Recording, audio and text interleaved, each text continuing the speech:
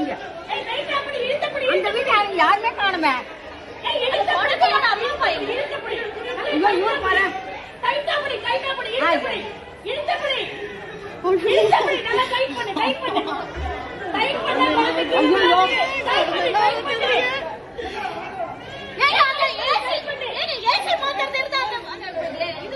அது வந்துட்டார் அது வந்துட்டார்.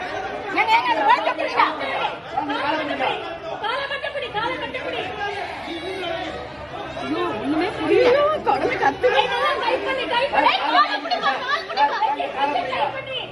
அவருக்கு தெரியலப்பா, தெரியல அங்க இருந்து தெரியல அவருக்கு என்ன பண்ணுவாரு அவரு.